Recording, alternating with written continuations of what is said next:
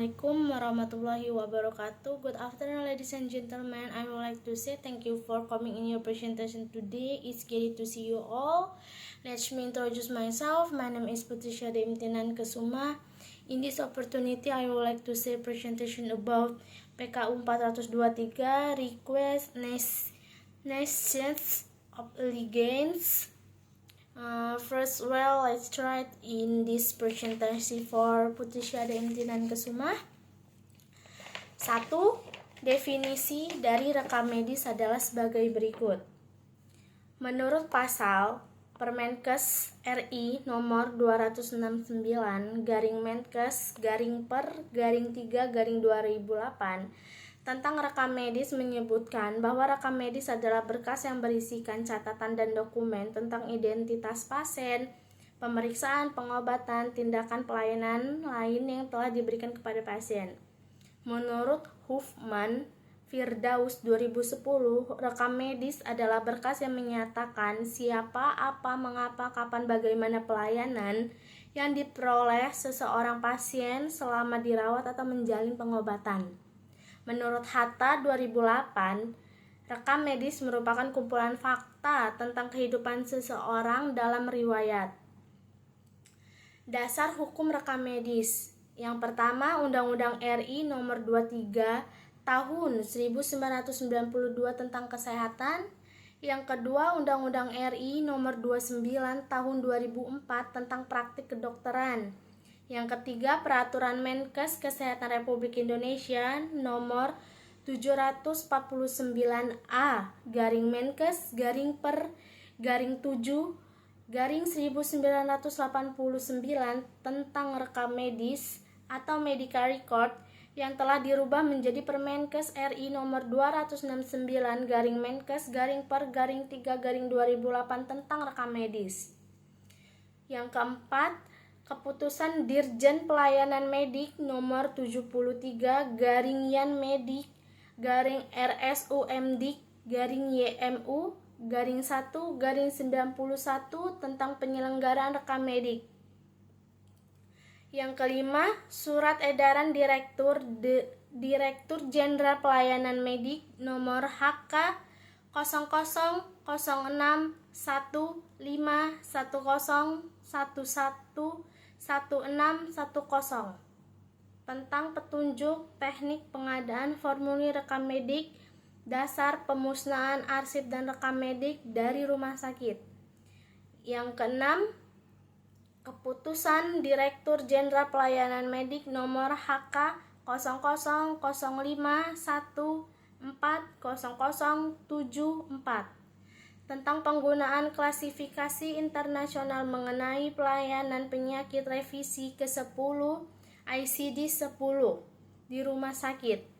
Yang ketujuh, Surat Edaran Direktur Jenderal Pelayanan Medik nomor YM 0204352504 tentang pedoman hak dan kewajiban pasien dan dokter dan rumah sakit.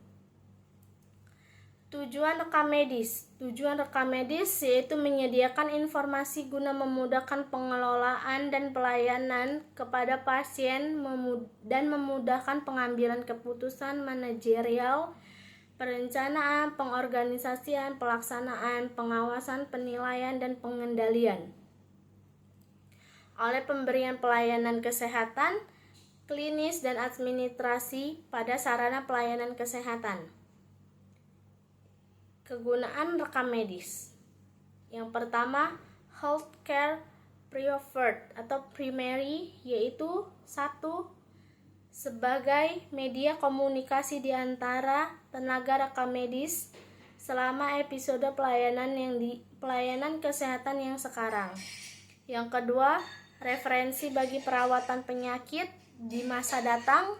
Yang ketiga, untuk membantu calon dokter atau calon tenaga kesehatan lainnya mempelajari hubungan antara teori dan praktek.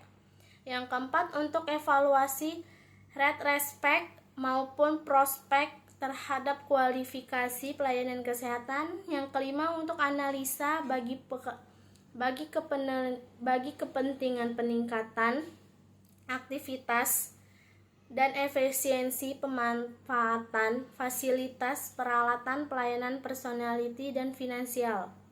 Untuk kepentingan akreditasi, yang ketujuh, kepentingan riset bagi peningkatan metode terapi, penilaian terhadap metode deteksi penyakit, serta penilaian terhadap efektif obat-obatan atau cara pengobatan lainnya. Yang ke-8, untuk dokumentasi sesuai peraturan yang berlaku. Yang ke-9, untuk kepentingan follow up bagi pasien yang memerlukan pengobatan lama serta menilai efektivitas pengobatan yang telah diberikan. Selanjutnya, payer for service atau secondary, antara lain: 1. Sebagai bahan bukti bagi pengajuan klaim kepada asuransi. Yang kedua, untuk audit bagi perusahaan asuransi terhadap pelayanan medik serta jasa profesional. Yang ketiga, untuk memonitor kualitas dan ekuitas pelayanan medik yang diasuransikan. Yang keempat, untuk menilai dan mengontrol biaya pelayanan medik. Yang kelima, manfaat rekam medis. Manfaat atau kegunaan dapat dilihat dari aspek, yaitu aspek administrasi. Suatu berkas rekam medis mempunyai nilai administrasi karena menyangkut tindakan berdasarkan wewenang dan tanggung jawab sebagai tenaga medis dan pramedis dalam mencapai tujuan pelayanan kesehatan. Yang kedua, aspek hukum atau ilegal. Suatu berkas rekam medis mempunyai nilai hukum karena isinya sebagai alat bukti hukum yang dapat melindungi kepentingan pasien karena isinya menyangkut masalah adanya jaminan kepastian hukum atas dasar keadilan dalam rangka usaha penegakan hukum serta penyediaan bahan data bukti untuk menyakitkan keadilan. Yang ketiga, aspek keuangan atau finansial. Suatu berkas rekam medis mempunyai nilai uang karena isinya mengandung data atau informasi yang dapat dipergunakan dalam aspek keuangan. Yang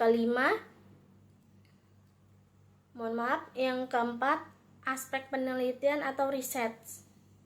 Suatu berkas rekam medik yang mempunyai nilai penelitian karena isinya menyangkut data dan informasi yang dapat dipergunakan sebagai aspek penelitian pengembangan ilmu pengetahuan di bidang kesehatan. Yang kelima, aspek pendidikan atau education. Suatu berkas rekam medis mempunyai nilai pendidikan karena isinya menyangkut data atau informasi tentang pengembangan kronologis kegiatan pelayanan medik yang diberikan kepada pasien.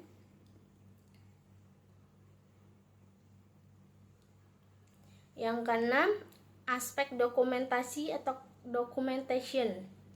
Suatu berkas rekam medis mempunyai nilai dokumentasi karena isinya menyangkut sumber ingatan yang harus didokumentasikan serta dipakai sebagai bahan pertanggungjawaban rumah sakit. Selanjutnya, kepemilikan rekam medis. Ada beberapa perdebatan tentang siapa sebenarnya pemilik dari rekam medis.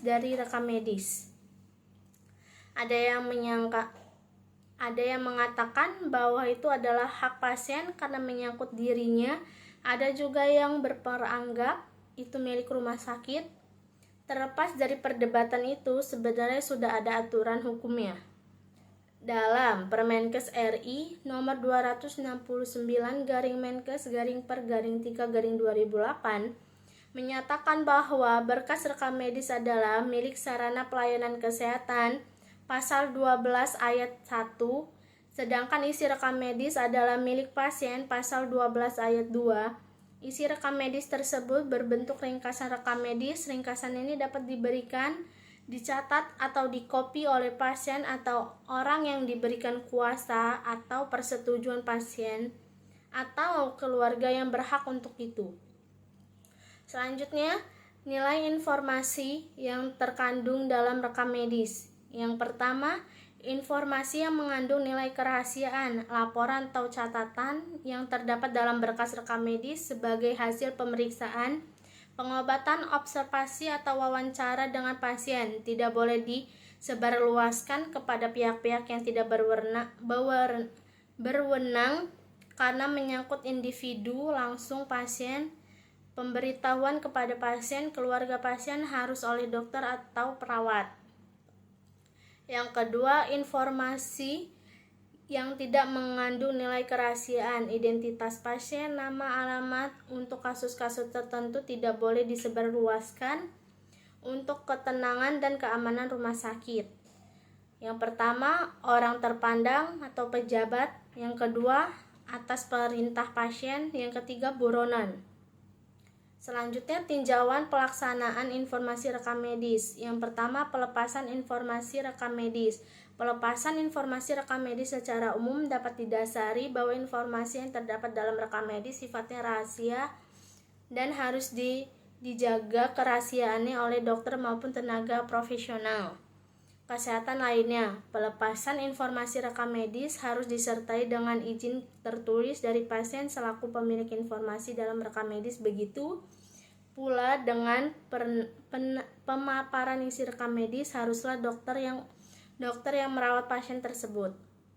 Ketentuan-ketentuan pelepasan atau pemberian informasi kepada orang atau badan yang mendapatkan kuasa ialah: yang pertama, setiap informasi yang bersifat medik yang dimiliki rumah sakit tidak boleh disebar oleh pegawai rumah sakit kecuali bila pimpinan rumah sakit itu mengizinkan.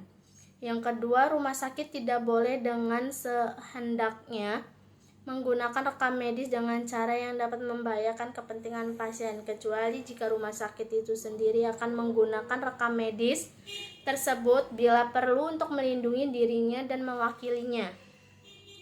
Yang ketiga, para pasien dan dokter yang bertanggung jawab boleh dengan bebas berkonsultasi dengan bagian rekam medis dengan catatan yang ada hubungan dengan pekerjaannya. Andai kata ada keraguan pihak staf rekam medis, maka persetujuan masuk ke tempat rekam medis itu boleh ditolak dan persoalan kehendakan disertai kepada keputusan pimpinan rumah sakit. Bagaimana salinan rekam medis tidak boleh dibuat tanpa persetujuan khusus dari kepala bagian rekam medis yang akan bermusyawarah dengan pimpinan rumah sakit jika ada keraguan-keraguan. Tidak seorang pun boleh memberikan informasi lisan tertulis kepada orang di luar organisasi rumah sakit tanpa persetujuan tertulis dari pihak pimpinan rumah sakit. Perkecualian mengadakan diskusi mengenai kemajuan daripada kasus dengan keluarga atau wali pasien yang mempunyai kepentingan yang sah. Lalu yang keempat, dokter tidak boleh memberikan persetujuan kepada perusahaan asuransi atau badan lain untuk memperoleh rekam medis. Yang kelima, badan sosial boleh mengetahui isi data sosial dari rekam medis apabila mempunyai alasan-alasan yang sah untuk memperoleh informasi, namun data medisnya tetap diperlakukan surat persetujuan dari pasien yang bersangkutan. Yang kelima,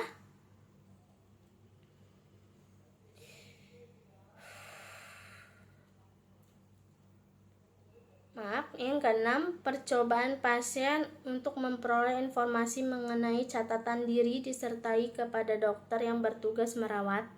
Yang ketujuh, permohonan secara lisan. Permintaan informasi sebaiknya ditolak karena cara permintaannya harus tertulis. Yang ke-8, informasi rekam medis hanya dikeluarkan dengan surat kuasa yang ditandatangani dan diberikan tanggal oleh pasien atau wali jika pasien tersebut secara mental tidak kompeten atau keluarga terdekat, kecuali jika ada ketentuan lain dalam peraturan. Surat kuasa hendaklah juga ditandai tanda tangan dan diberikan tanggal oleh orang yang mengeluarkan rekam medis dan disimpulkan dalam rekam medis. Selanjutnya, rekam medis tidak boleh diambil dari tempat penyimpanan untuk dibawa ke bagian lain rumah sakit, kecuali tidak diperlukan untuk transaksi dalam kegiatan rumah sakit. Apabila mungkin, rekam medis itu hendak diperiksa di bagian setiap waktu dalam dikeluarkan bagi mereka yang merekam. Selanjutnya, pelaksanaan pelepasan informasi rekam medis. Yang pertama, tata cara permintaan informasi rekam medis. Yang kedua, pihak permintaan informasi rekam medis. Yang ketiga, penggunaan informasi rekam medis. Yang keempat, pembuatan informasi rekam medis. Yang kelima, penggunaan pelepasan informasi rekam medis. Yang keenam, petugas rekam medis terlibat beserta parahnya dalam proses pelepasan informasi rekam medis. Yang ketujuh, penyelenggaraan informasi rekam medis. Yang kedelapan, bentuk informasi yang diberikan atau klaim asuransi. Yang kesembilan, syarat-syarat pelepasan rekam medis.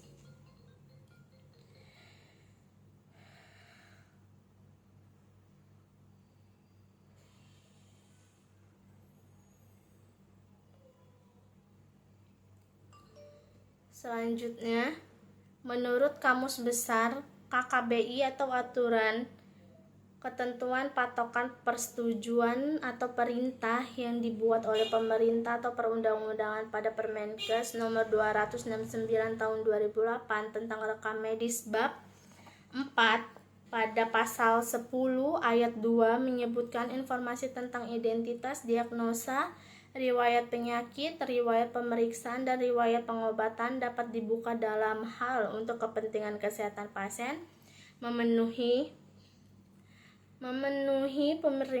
perintah pengadilan, aparatur penegak hukum dalam rangka penegakan hukum atas perintah pengadilan, permintaan atau persetujuan pasien sendiri, permintaan institusi atau lembaga berdasarkan ketentuan perundang-undangan, dan untuk kepentingan penelitian pendidikan dan audit medis sepanjang tidak menyebutkan identitas pasien. Selanjutnya pada ayat 9 menyebutkan permintaan rekam medis untuk tujuan bagaimana maksud pada ayat 2 harus dilakukan secara tertulis kepada pimpinan sarana pelayanan kesehatan, pemberian informasi medik harus mengikuti prosedur yang berlaku. Informasi medis diberikan apabila pasien menandatangani serta memberikan kuasa kepada pihak ketiga untuk mendapatkan informasi medis mengenai dirinya. Hal ini bertujuan untuk melindungi rumah sakit dari tuntutan yang lebih jauh. Tujuan pelepasan informasi medis antara lain menjaga kerahasiaan riwayat kesehatan pasien, menghindari pelepasan informasi medis pasien kepada pihak yang tidak mempunyai hak.